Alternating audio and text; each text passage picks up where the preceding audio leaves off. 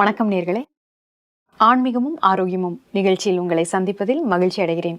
இன்று நாம் பார்க்கக்கூடிய தலைப்பு வார்த்தைகளின் முக்கியத்துவம். தினசரி வாழ்க்கையில நம்ம வார்த்தைகளை நிறைய யூஸ் பண்றோம். நல்லதா இருக்கலாம், கெட்டதா இருக்கலாம். அது எந்த அளவுக்கு முக்கியமானது, அதை பத்தி விளக்கம் தருவதற்காக நம்முடன் இணைந்துள்ளார் சைக்காலஜிஸ்ட், ஹிப்னோதெரபிஸ்ட் சகோதரர் BK அசீம் தானா அவர்கள். இவர் கடந்த 15 ஆண்டுகளாய் ராஜயோக தியானம் பயிற்றுவித்து வருகிறார். உள்நாட்டிலும் வெளிநாடுகளிலும் ஆன்மீக மூலமாக ஆரோக்கியமாக எப்படி வாழ்வது என்பதை பற்றி நிகழ்ச்சிகளை நடத்தி கொண்டு வருகிறார். நேர்கள் உங்கள் சார்பில் அவரை வரவேற்கிறேன். வணக்கம். வணக்கம். அன்றாட வாழ்க்கையில நம்ம எல்லாருமே ஒருத்தரோட ஒருத்தர் பேசிக்கணும்னா வார்த்தை ரொம்ப முக்கியமானது. வார்த்தை ஆழமா இருக்கலாம், லேசானதாக இருக்கலாம், பாசிட்டிவா இருக்கலாம், நெகட்டிவா இருக்கலாம். அது எப்படி நம்மளை பாதிக்குது? அதாவது இந்த வார்த்தைகள்ங்கிறது, ஒவ்வொரு வார்த்தைகளும் நம்ம எந்தெந்த வார்த்தையை கேட்குறோம், அடுத்தவங்க பேசுகிறத நம்ம கேட்குறோம், நம்ம கூட அடுத்தவங்களுக்கு நிறைய வார்த்தைகளால் இன்ஃபர்மேஷன் பாஸ் பண்ணுறோம், சஜஷன்ஸ் கொடுக்குறோம். ஸோ இந்த ஒவ்வொரு வார்த்தையும் என்ன ஆகுதுன்னா, நம்ம என்ன நினைக்கிறோம், சாதாரணமாக நம்ம பேசுகிறோம், சொல்லுறோம் அப்படின்னு. ஆனால் ரியாலிட்டி என்ன ஆகுதுன்னா, நீங்கள் சொல்கிற ஒவ்வொரு வார்த்தையும் அவங்க மனசில் போய் பதியுது. அவங்கள ஏதாவது ஒரு விதத்தில் அது இன்ஃப்ளூயன்ஸ் பண்ணுது.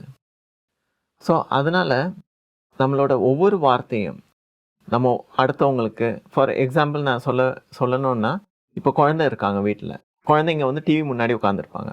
நம்ம என்ன சொல்லுவோம், டிவியை பார்க்காத, உட்காந்து படி அப்படின்னு சொல்கிறோம். இப்போது டிவியை பார்க்காத, உட்காந்து படின்னு நம்ம 4 வார்த்தையை சொல்கிறோம். அப்போ என்ன ஆகும்னா, ஃபஸ்ட்டு டிவியை பார்க்காதங்கிற ஒரு வார்த்தை சொல்லும்போது அவங்க மனசில் இவங்க ஏன் இந்த மாதிரி சொல்லிட்டு இருக்கிறாங்க, எப்போ பார்த்தாலும் பார்க்காத, கண்ட்ரோல் பண்ணிகிட்டே இருக்கிறாங்க. ஸோ இந்த மாதிரி எண்ணங்கள் ஏற்படுது.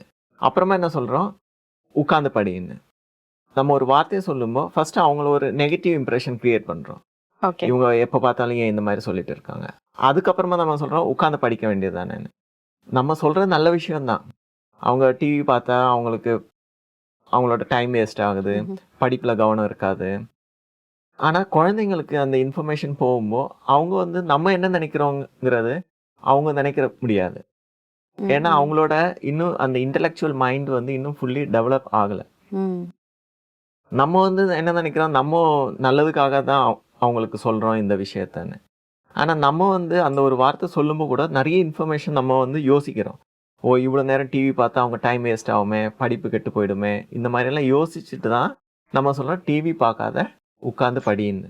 நமக்குள்ளே இருக்கக்கூடிய எல்லா எண்ணங்களும் சேர்த்து வார்த்தை மூலமாக சொல்லிடுறோம். நம்ம ஒரு கன்க்ளூஷன், ஒரு வார்த்தை பேசும்போது நம்ம மைண்ட் அதை ப்ராசஸ் பண்ணுது.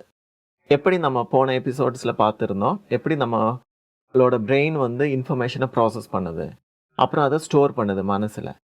ஸோ நம்ம மனசில் என்னென்ன இன்ஃபர்மேஷன் ஸ்டோர் ஆகிருக்கோ அதுக்கேற்ற மாதிரி நம்ம திங்க் பண்ணிவிட்டு நம்ம குழந்தைங்களுக்கோ இல்லை அடுத்தவங்களுக்கோ ஒரு இன்ஃபர்மேஷன், ஒரு சஜஷன்ஸ், அதாவது ஒரு வார்த்தையை நம்ம சொல்கிறோம், எக்ஸ்பிரஸ் பண்ணுறோம், டிவி பார்க்காத, உட்காந்து படின்னு.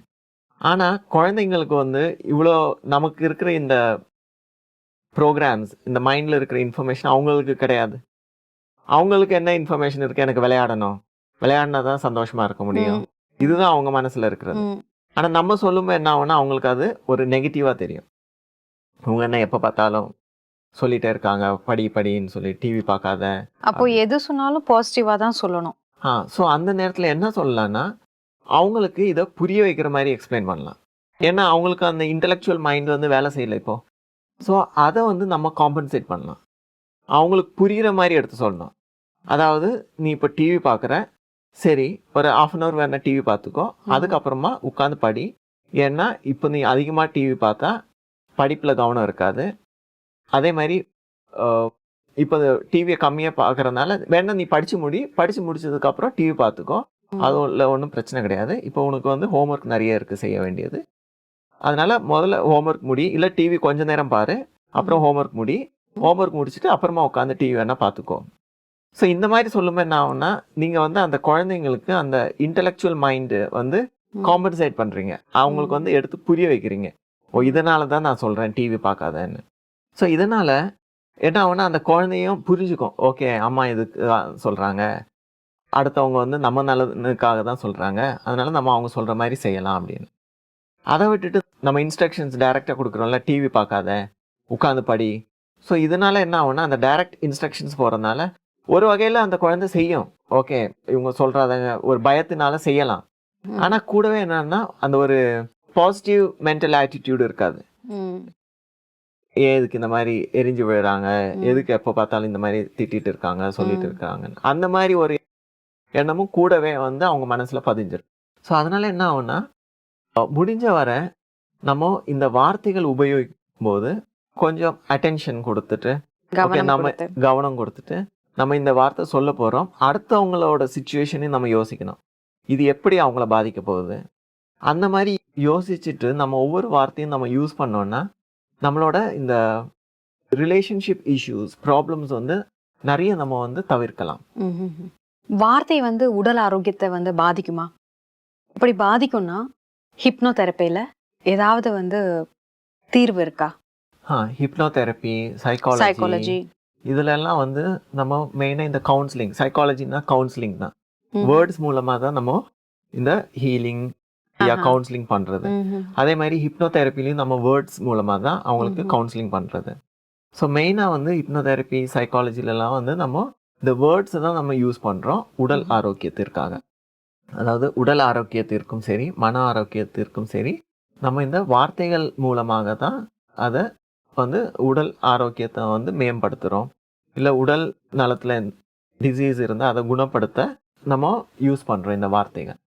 ஸோ எப்படி யூஸ் பண்ணுறோன்னா, இப்போ ஹிப்னோதெரப்பி எடுத்துட்டோம்னா என்ன, ஹிப்னோதெரப்பியோட மெயின் கான்செப்ட் என்னன்னா, நம்ம சாதாரணமாக நிஜ வாழ்க்கையில், அன்றாட வாழ்க்கையில் நம்மளோட வார்த்தைகள், இப்போ அப்பா அம்மா ஒரு சொல்கிறாங்க ஒரு விஷயத்த, அண்ணன் தம்பி ஒரு விஷயம் சொல்கிறாங்க, ஃப்ரெண்ட்ஸ் ஒரு விஷயம் சொல்கிறாங்க, டீச்சர்ஸ் ஒரு விஷயம் சொல்கிறாங்க.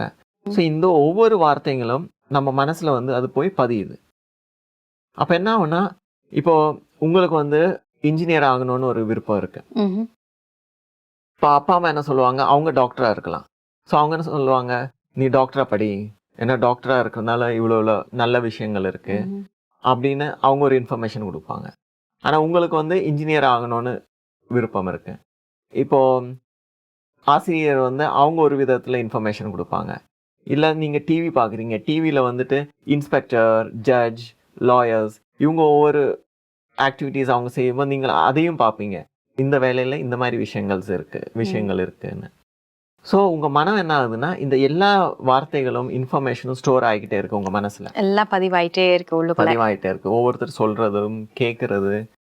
அப்போது நீங்கள் என்ன பண்ணுவீங்கன்னா, உங்கள் மனம் வந்து ஒரு குழப்பத்தில் வந்துடும், நான் இது பண்ணலாமா, இப்படி பண்ணலாமா. பொதுவாக வந்து எந்த ஒரு படிப்பை தேர்ந்தெடுக்கலாம்ன்றது ஒரு கன்ஃபியூஷன். +2 முடிஞ்சப்புறமும் சரி, இல்லை 10th ஆனப்புறம் ப்ரொஃபஷனல் கோர்ஸ் எடுக்கலாமா, இல்லை வந்து அந்த ஒரு கன்ஃபியூஷன் நிறையா இருக்கும். அப்புறமா வந்து படித்து முடிச்சப்புறம் வந்து வேலைக்கு போகிறதுக்கு அது ஒரு மிகப்பெரிய ஒரு கன்ஃபியூஷன். ஸோ இந்த மாதிரி கன்ஃபியூஷன்ஸ் வந்து நம்ம ஹிப்னோதெரப்பியில், சைக்காலஜியில் என்ன பண்ணுறோன்னா, நம்ம ஹிப்னோதெரப்பி எடுப்போம் ஃபர்ஸ்ட்டு. ஹிப்னோதெரப்பியில் எப்படி நம்ம தீர்வு காணுவோம்னா, இப்போ வந்துட்டு உங்களுக்கு ஒரு இன்ஜினியர் ஆகணும்னு விருப்பம் இருக்கு, இருந்தாலும் நினைக்கிறீங்க ஓ இன்ஜினியரை விட டாக்டர் பெஸ்ட்டாக இருக்கலாம், இல்லை டாக்டரை விட வந்து இப்போது என்னோட ரிலேட்டிவ் வந்து ஐடியில் இருக்காங்க, ஸோ அந்த ஃபீல்டு இன்னும் நல்லா இருக்குது, அதுவும் பண்ணி பார்க்கலாமே அப்படின்னு. ஸோ ஹிப்னோதெரப்பியில் ஒரு சிம்பிள் டெக்னிக் என்னென்னா இந்த விஷுவலைசேஷன். உங்களை வந்து ஹிப்னோதெரப்பியில் ரிலாக்ஸ் பண்ண வைப்பாங்க, அப்புறமா உங்களே விஷுவல் பண்ண சொல்லுவாங்க.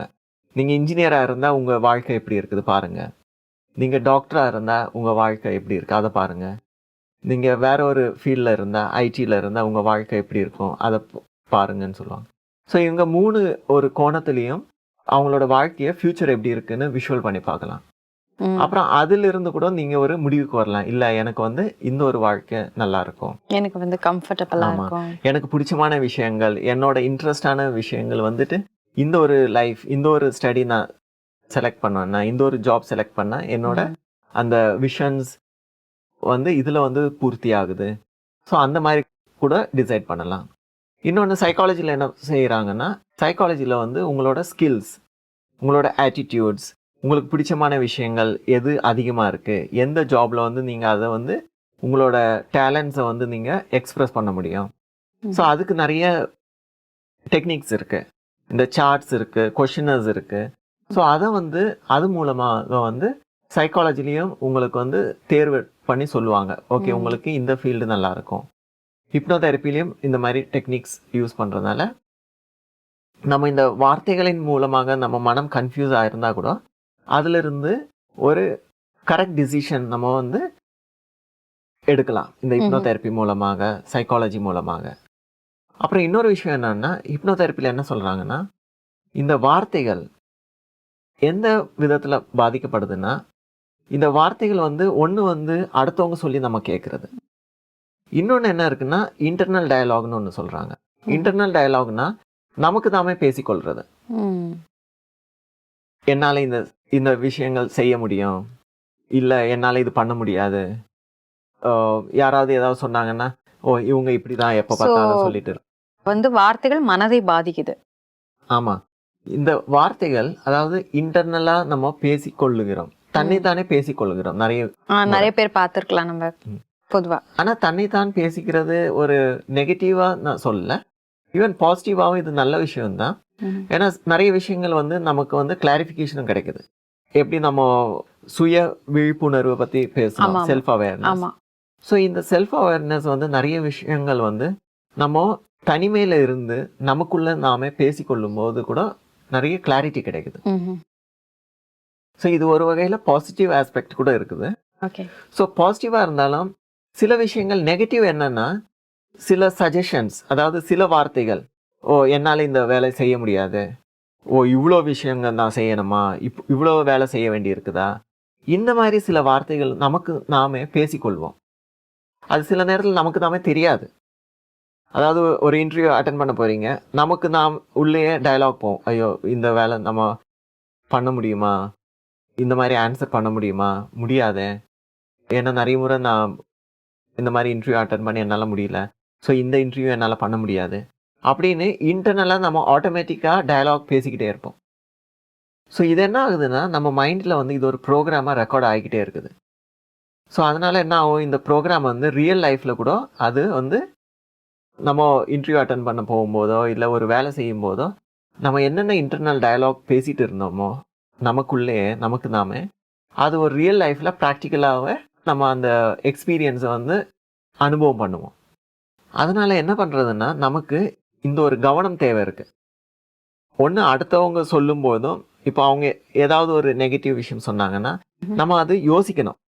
ஓகே, இவங்க ஏன் சொல்கிறாங்க, அதாவது ஒரு விஷயம் ஒருத்தவங்க வந்து நமக்கு சொல்லும், ஒரு விஷயம் சொல்லும்போது ஒன்று வந்து சொல்லலாம், இவங்களுக்கு இது வேலையே இல்லை, எப்போ பார்த்தாலும் இப்படி தான் சொல்லிக்கிட்டு இருப்பாங்க. இது ஒரு விதமான கண்ணோட்டம். இன்னொரு கண்ணோட்டம் என்னன்னா, இவங்க ஏன் அந்த மாதிரி சொல்கிறாங்க, இவங்க ஏன் நமக்கு ஒரு கிரிட்டிசைஸ் பண்ணுறாங்க, ஏன் சில பேர் சொல்லலாம் எப்போ பார்த்தாலும் நீங்கள் சிடிச்சிடுன்னு இருக்கீங்க, கோவப்பட்டுக்கிட்டே இருக்கீங்க. ஒரு விஷயம் என்னென்னா, ஒரு விதமான நோக்கம் என்னென்னா, இவங்களுக்கு வேலையே இல்லை, எப்போ பார்த்தாலும் சொல்லிட்டு இருக்காங்க. இந்த மாதிரி திங்க் பண்ணும் என்ன ஆகும்னா, நம்ம வந்து நமக்கு நாமே மாற்றங்கள் கொண்டு வர்றது ரொம்ப கடினம். ஆனால் இன்னொரு நோக்கம் என்னென்னா, ஓகே இவங்க ஏன் நமக்கு இந்த மாதிரி சொல்கிறாங்க, அடிக்கடி நான் கோவப்படுறேன். ஆஃபீஸ்லேயும் சொல்லுவாங்க, எப்போ பார்த்தாலும் நீ லேட்டாக இது பண்ணுற, இல்லை உங்கள் ஜாப்ஸ் வந்து டைமுக்கு சப்மிட் பண்ணுறது கிடையாது, ப்ராஜெக்ட் வந்து கம்ப்ளீட் பண்ணுறது கிடையாது.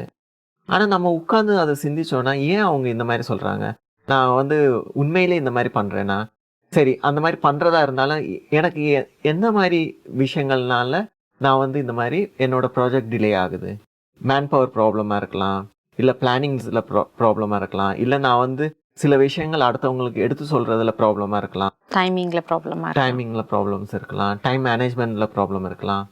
ஸோ இந்த விஷயங்கள் வந்து நம்ம உட்காந்து நமக்கு உள்ளே ஆராய்ஞ்சோன்னா நமக்குள்ளே நம்ம பேசிக்கணும், நம்ம மாதிரி பேசிக்கலாம். அதாவது நமக்கு நாமே ஆய்வு செய்கிறது. ஸோ அடுத்தவங்க ஒரு ஸ்டேட்மெண்ட் சொன்னாங்க, அதை நாம் நெகட்டிவாக எடுத்துக்காம பாசிட்டிவாக, ஓகே அவங்க ஏன் இந்த மாதிரி சொல்கிறாங்க, அந்த மாதிரி ஆராய்ஞ்சோன்னா நம்மளோட லைஃப் வந்து ஒவ்வொரு நாளும் மேன்மை அடைஞ்சு கொண்டே போகும். இல்லாட்டி என்ன ஆகும்னா, அது ஒரு ஸ்டாக்னண்ட்டாக இருக்கும். ஓ இவங்க சொல்கிறாங்க இப்படியே தான் இருக்கு, இவங்களுக்கு வேறு வேலை இல்லை, நம்ம வந்து நம்மளோட வாழ்க்கை முன்னேற்றத்துக்கு வந்து ஒரு தடங்கல் மாதிரி அது. ஸோ இந்த மாதிரி விஷயங்கள், ஸ்டேட்மெண்ட்ஸ், அடுத்தவங்க ஒவ்வொரு விஷயங்கள் சொல்றதும், அதே மாதிரி நமக்கு நாமே சொல்ற விஷயங்கள். என்னால இந்த விஷயம் முடியாது, என்னால பண்ண முடியாது. இதுலயும் நம்ம ஒரு அட்டென்ஷன் கொடுத்தோம்னா, ஏன் என்னால முடியாது? எ அப்படி என்ன நடந்தது என் வாழ்க்கையில? ஓகே, 2 இன்டர்வியூ நான் அட்டெண்ட் பண்ணேன். ஒழுங்கா சொல்லல. ஆனா இந்த இன்டர்வியூக்கு நான் ஒழுங்கா ப்ரிப்பேர் பண்ணி வந்திருக்கேன். ஸோ இந்த இன்டர்வியூ வந்து என்னால நல்லா பண்ண முடியும். அப்ப என்ன ஆகும்னா, என்னோட மனசுல இப்போ ஒரு ஸ்டேட்மெண்ட் வருதுல்ல, என்னால பண்ண முடியாதுன்னு. இப்போ நீங்க கவனமா பார்க்குறீங்க. ஏன் இது நான் சொல்றேன் எனக்குள்ளயே? ஆனா நான் இப்போ இந்த இன்டர்வியூல ஒழுங்கா ப்ரிப்பேர் பண்ணி வந்திருக்கேன். ஸோ உடனே என்ன பண்ணணும்னா, நீங்க அந்த ஸ்டேட்மெண்ட்ட மாத்தி சொல்லணும். இல்ல, நான் வந்து இந்த இன்டர்வியூக்கு ஒழுங்கா ப்ரிப்பேர் பண்ணி வந்திருக்கிறேன். அதனால இந்த இன்டர்வியூ என்னால நல்லா பண்ண முடியும். அப்ப என்ன ஆகும்னா, உங்க ப்ரோகிராமும் மாறிடுது மனசுல. கான்ஃபிடன்ஸ் டெவலப் ஆகுது. கான்ஃபிடன்ஸ் லெவல் வந்து இன்க்ரீஸ் ஆயிடுது.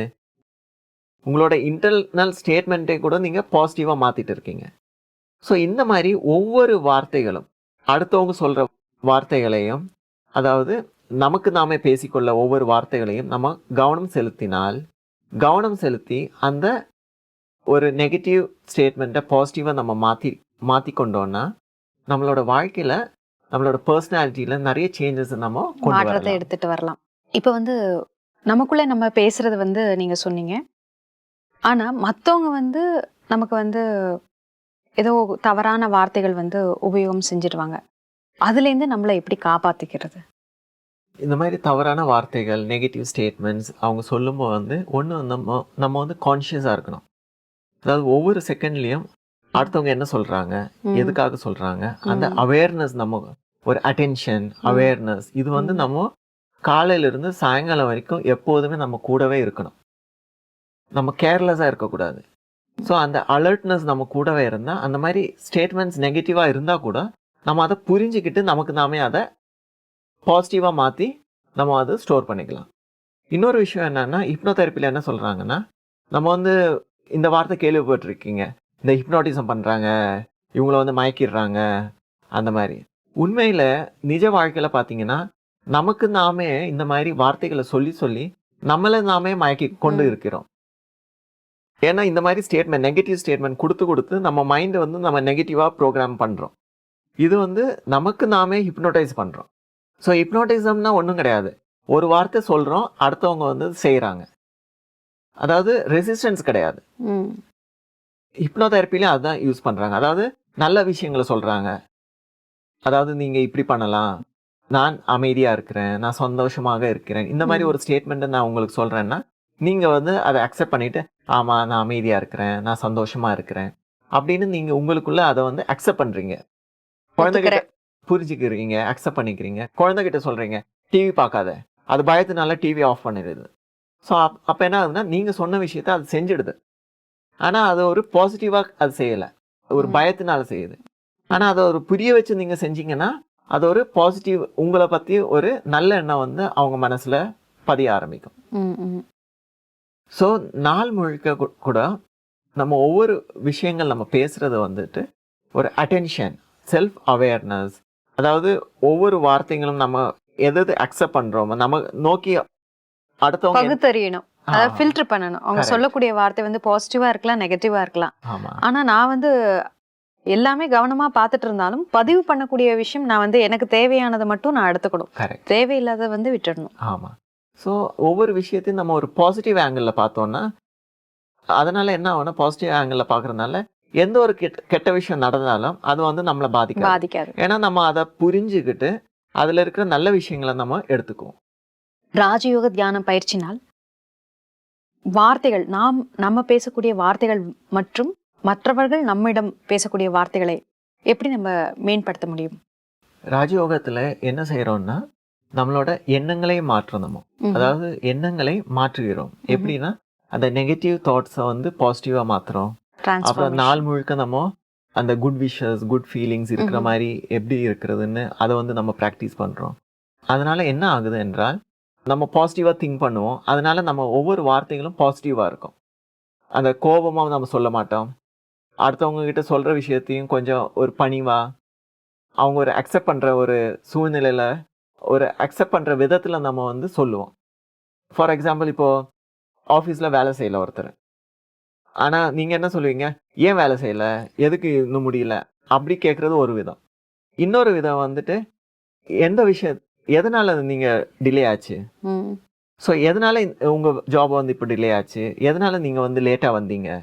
ஸோ அப்போ வந்து அவங்க யோசிப்பாங்க, எனக்கு வந்து இந்த மாதிரி ப்ராப்ளம்ஸ் இருந்தது, நான் அடுத்த முறை வந்து நான் அதை பார்த்துக்கிறேன், டேக் கேர். ஸோ ரிலாக்ஸாக நம்ம வந்து கேட்கும்போது, பாசிட்டிவாக கேட்கும்போது ஒன்று ரிலாக்ஸாக சொல்கிறது, இன்னொன்று வந்து அது ஒரு அவங்களையும் நம்ம ஒரு ரெஸ்பெக்ட் கொடுக்குறோம். அதாவது நமக்கும் தெரியுது டிலே ஆச்சுன்னு, ஆனால் அடுத்தவங்களையும் நம்ம ஒரு வித் ரெஸ்பெக்ட் வந்து நம்ம வந்து அடுத்தவங்களையும் கேள்வி கேட்குறோம். சரி, எதனால நீங்கள் இந்த மாதிரி டிலே ஆச்சு, அதை கொஞ்சம் நீங்கள் கொஞ்சம் மாற்றிக்கலாம், அதனால இல்லாட்டி நம்ம ப்ராஜெக்ட் டிலே ஆகும். அந்த மாதிரி சொல்கிறதுனால என்ன ஆகும்னா அவங்களும் யோசிப்பாங்க, ஓகே இதனால அவங்களுக்கும் ப்ராப்ளம்ஸ் இருக்குது, நம்ம வந்து சேஞ்சஸ் கொண்டு வரலாம். ஸோ இந்த மாதிரி திங்கிங் வந்து ராஜயோகத்தினால நம்ம டெவலப் பண்ணலாம். இப்போ நம்ம நிறைய விஷயங்கள் வந்து டிஸ்கஸ் பண்ணோம். வார்த்தையோடைய முக்கியத்துவம் எவ்வளோ ஆழமானது, மனிதனுடைய மனதையும் ஆரோக்கியத்தையும் எந்த அளவுக்கு பாதிக்குது, அதுலேருந்து எப்படி வெளியே வரலாம், ஹிப்னோதெரப்பின்னா என்ன, அது மூலமாக நம்ம மனசை எப்படி வந்து பாதுகாப்பாக வச்சுக்கலாம், ராஜயோகத்தின் மூலமாக நம்மளுடைய வார்த்தையை எப்படி பாசிட்டிவாக வச்சுக்கிறது, நம்மளுடைய எண்ணங்களை எப்படி பாசிட்டிவாக வச்சுக்கிறது என்பதை பற்றி விளக்கம் தந்ததற்காக நன்றி. வணக்கம். வணக்கம். வார்த்தைகளின் முக்கியத்துவம். பொதுவாக வார்த்தைகளை தகவல் பரிமாற்றத்திற்காக பயன்படுத்துகின்றோம். நாம் உபயோகப்படுத்துகின்ற ஒவ்வொரு வார்த்தைகளையும் மிகவும் கவனத்துடன் உபயோகப்படுத்த வேண்டும். மேலும் மற்றவர்களுடைய சூழ்நிலையை புரிந்து கொண்டும் மற்றவர்களுடைய மனதை பாதிக்காத விதத்திலும் பேச வேண்டும். நமக்கு நாமே பேசிக்கொள்ளும் வார்த்தைகள் நமக்கு தன்னம்பிக்கை தரக்கூடியதாகவும் ஊக்கம் அளிக்கக்கூடியதாகவும் இருக்க வேண்டும். வார்த்தைகள் நம் வாழ்க்கையின் ஒவ்வொரு அம்சத்திலும் ஒரு பெரிய பகுதியாக இருக்கின்றது. மற்றவர்கள் நம்மிடம் பேசும் வார்த்தைகள் நமக்கு நன்மை அளிக்கக்கூடியதாகவும் இருக்கலாம், தீமை அளிக்கக்கூடியதாகவும் இருக்கலாம். அதில் நமக்கு நன்மை தரக்கூடியதை மட்டும் எடுத்துக்கொள்ளும் போது பாதிப்புகள் வராது. மற்றவர் கூறும் ஆலோசனை அல்லது அறிவுரைகளை புறக்கணிக்காமல் அதனால் ஏற்படும் நல்ல விளைவுகளை புரிந்து கொண்டு செயல்பட வேண்டும். ஓம் சாந்தி.